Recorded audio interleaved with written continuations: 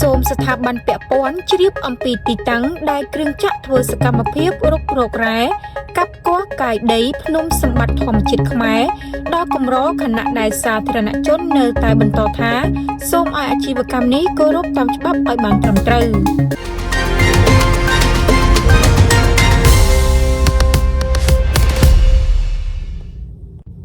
ស្រុកឈុកខេត្តកំពតយោងតាមប្រភពព័ត៌មានដែលបានផ្ដល់មកថា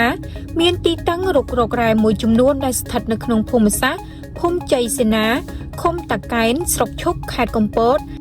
ថាមានគ្រឿងចក្រមួយចំនួនបានធ្វើការកកកាយដីភ្នំដើម្បីរុករករ៉ែរបស់បណ្ដាក្រុមការងារគ្រឿងចក្រទាំងអស់នោះជុំវិញការលើកឡើងទៅលើនេះអង្គភាពសារព័ត៌មានរបស់យើងគោរពស្នើសុំ1សូមគោរពស្នើសុំឯកឧត្តមកែវរតនៈរដ្ឋមន្ត្រីនៃក្រសួងឧស្សាហកម្មរ៉ែនិងធម្មពលសូមចាត់មន្ត្រីដើម្បីធ្វើការពិនិត្យនិងស្រាវជ្រាវនៅទីតាំងដែលស្ថិតនៅក្នុងភូមិសាស្ត្រខាងលើដោយការគោរព2សូមគោរពឯកឧត្តមបណ្ឌិតម៉ៅធនិនបញ្ជាការនៃគណៈមេបញ្ជាការខេត្តកំពតសូមចាត់មន្ត្រីដើម្បីជួយត្រួតពិនិត្យលើទីតាំងភូមិសាស្ត្រខាងលើនេះដោយការគោរពដ៏ខ្ពង់ខ្ពស់3សូមជម្រាបដំណឹងជូនលោកសំវិចិត្រប្រធានមន្ទីររ៉ែនិងធម្មពលខេត្តកំពតជ្រាបជាព័ត៌មានអង្គការសង្គមស៊ីវិលក៏ដូចជាសាធារណជនទូទៅសង្ឃឹមថាអាជ្ញាធរនិងមន្ត្រីជំនាញពាក់ព័ន្ធមានវិធានការនិងត្រួតពិនិត្យមើលទីតាំងខាងលើនេះក្នុងការចូលរួមចំណែកជាមួយនឹងរាជរដ្ឋាភិបាលកម្ពុជា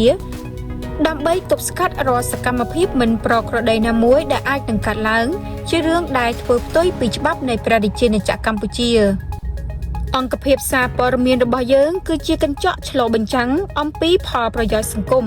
និងរងចាំទទួលប្រភពព័ត៌មានជាបន្តបន្ទាប់គ្រប់ពេលវេលាដើម្បីធ្វើការចេញផ្សាយអំពីសកម្មភាពនៃការគាស់កកាយរុករករ៉ែរបស់ឈ្មួញដែលស្ថិតនៅភូមិជ័យសេនាឃុំតាកែនស្រុកឈុកខេត្តកំពតសូមអរគុណ